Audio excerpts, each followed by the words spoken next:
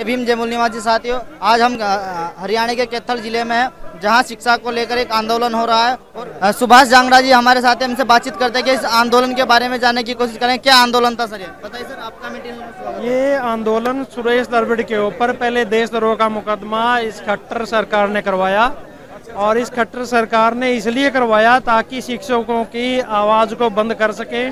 और उसके पीछे बहुत बड़ी मंशा ये है कि एक शिक्षक के खिलाफ एक देशद्रोह का मुकदमा लाना बहुत गलत बात है। और हमारे जितना भी ये साथी आए हैं, मजदूर, किसान और दूसरे संगठन जो साथ आए हुए हैं, ये सारे के सारे उस विरोध में आए हैं ताकि शिक्षा की अलग जगते रहे। सरकार तो इसको चिराग योजना कहती है, मैं उसको अंधेरा योजना कहता हूँ, क्योंकि अभी आपने देखा कि जो आदमी एक इस तरह की पॉलिसी लेके आता है, पॉलिसी में क्या है कि सरकारी स्कूल में अगर मैं अपने बच्चे का एडमिशन करवाता हूँ तो उसकी फीस मैंने पे करनी पड़ेगी, और अगर उसको प्राइवेट स्कूल में उसी बच्चे को प्राइवेट स्कूल में डालूंगा तो उसकी जो फीस है वो सरकार देगी। तो साथियों, ये सारा का सारा आने वाले टाइम में सारे स्कूल खाली हो जाएंगे, और जितना भी सरकारी स्कूलों की ज़मीन है पंचायतों से सरकार ने अपने नाम करवा ली है। और एयरटेल भारती जैसी कंपनी ताक में बैठी हुई है, जैसे ये स्कूल खाली होंगे और उसी टाइम ये सारे के सारे प्राइवेट में धकेल दिए जाएंगे। और आने वाले टाइम में जो आज फीस की दुहाई दी जा रही है कि हम प्राइवेट स्कूलों की फीस हम देंगे, तो आने वाले टाइम में ये स्कूल की फीस देने वाले नहीं हैं, क्योंकि इन्होंने सिलेंडर का भी इसी तरीके से किया था।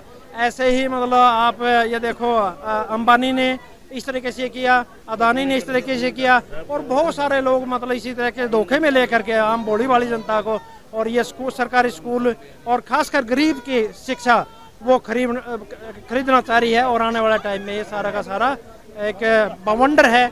और आने वाले टाइम में यहाँ हमारे जितने भी साथी आप देख रहे हो, अभी बैरिकेटर तोड़ के आए, और सुरेश रोड के ऊपर जो पहले 124 से लगाई गई थी, उसके बाद कल उन्होंने कन्वर्ट कर दिया 505 और 153, और 1922 का एक कानून है उसमें उन्होंने कन्वर्ट किया है, वो भी देशद्रोह वाली धाराएं हैं। और हम उसका पुरजोर विरोध करते हैं और इस आंदोलन का पूरे का समर्थन करते हैं। सर, अगर ये एफआईआर वापस नहीं होती तो आगे की कार्रवाई क्या रहेगी? सबसे पहले मेरा आप न्यूज़ चैनल वालों को नमस्कार। मैं पूर्व जिला महासचिव प्रदीप खटकर राजकीय प्राथमिक शिक्षक संघ जींद। सर, मुझे केवल इतना ही पता है कि एक शिक्षक के खिलाफ एफआईआर दर्ज की गई है जो शिक्षक हितों की लड़ाई लड़ रहा था। और हम शिक्षक हितों में, चाहे सरकार कोई भी रही हो, प्रत्येक सरकार में प्रजातंत्र के अंदर आंदोलन होते रहे हैं और हमने बहुत सी लड़ाइयाँ जीती हैं। अब शिक्षक साथी पर एफआईआर दर्ज की गई है तो उसका साथ देने के लिए, उस एफआईआर को रद्द करवाने के लिए हमने ज्ञापन दिए हैं।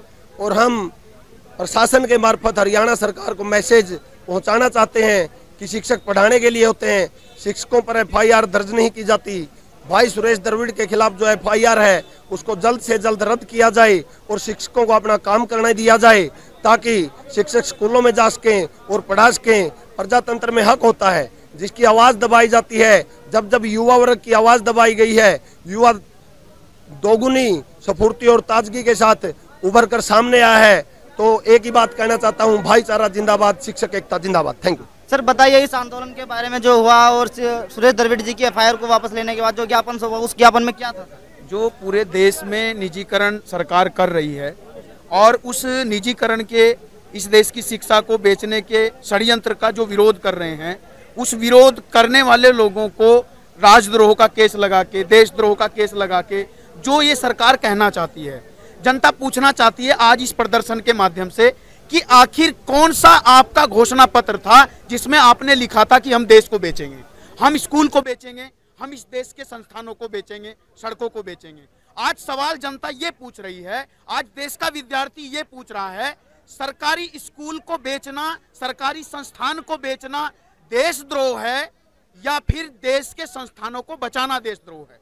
ये सरकार जो देश के संस्थानों को बेचने की मानसिकता आज रख रही है, जनता इसको समझ रही है, जनता इसके विरोध में खड़ी हो गई है। और इस बात को ध्यान में रखते हुए आज भगत सिंह की जयंती पर ये पूरा जो जन समूह यहाँ खड़ा हुआ है, वो आज समझ रहा है कि भगत सिंह सही कहते थे, वो सही कहते थे कि माँ मुझे डर है कि कहीं इन गोरे अंग्रेजों के बाद, हमारी कुर्बानियों से मिली आज़ादी के बाद गोरे अंग्रेजों की कुर्सियों पर ये काले अंग्रेज न बैठ जाएं। आज इस देश की उन कुर्सियों पर ये काले अंग्रेज बैठे हैं और इस देश को बेच रहे हैं। मूल निवासी विद्यार्थी संघ ने आज पूरे देश भर में ये जो शिक्षक पर नहीं बल्कि भारत की जनता, भारत के लोकतंत्र की आवाज को दबाने के लिए, इस देश में प्रजातंत्र को गला घोट के मारने के लिए, इस देश के सिर्फ एक शिक्षक की जबान को बंद करने का षड्यंत्र नहीं है, इस देश की जनता के, इस देश के विद्यार्थियों की, इस देश के नौजवानों की, जिसको रोजगार देने की बात नहीं हो रही है, इस देश को बेचने की बेशर्मी हो रही है। उसका विरोध करते हुए मूल निवासी विद्यार्थी संघ ने आज एक शिक्षक के लिए सिर्फ नहीं पूरे भारत की शिक्षा को बचाने के लिए, और सुरेश द्रविड़ जी जो एक अच्छे जागरूक शिक्षक हैं, जो शिक्षा देते हैं, जो इस देश के विद्यार्थियों के लिए एक प्रेरणा है, उनके ऊपर लगाई गई तमाम एफआईआर को खारिज करने के लिए, वापस लेने के लिए हमने ये समर्थन किया है और उम्मीद करते हैं कि ये सरकार जल्द ही होश में आएगी। और अगर नहीं आती है, आज हमने 1 दिवसीय धरना प्रदर्शन पूरे देश में किया है, जहां जहां भी हो चुका है, इसके बाद भी ये कंटिन्यू रहेगा। देश भर के विद्यार्थी आज रोड पे रहे हैं, इससे ज्यादा हम देश में ये आंदोलन को बढ़ाएंगे। अगर जल्द ही सरकार और प्रशासन निजीकरण को रोकता नहीं है और प्रशासन एक शिक्षक पर, जो सुरेश द्रविड़ जी पर इन्होंने एफआईआर लगाई है, उसको वापस नहीं लेता, तो इस देश की सड़कों पर विद्यार्थी और नौजवान रोजगार भी मांगेगा, देश की सुरक्षा के लिए इनका गिरेबान एक बार फिर पकड़ेगा। ये बात गिरेबान पकड़ने की लोकतंत्र ने दी है। मेरा अधिकार है, जिस जनता के नेता ने, जिस मेरे नेता ने मुझे वादा किया था मैं देश की उन्नति करूंगा और मेरे सामने मेरा नेता इस देश को बेचेगा, मैं गिरेबान नहीं पकड़ूंगा। आज विद्यार्थी कहता, आज नौजवान कहता, पैर पकड़ के पटक के मारेंगे, एक एक को पूछेंगे कैसे तुमने देश को बेचने की कोशिश की।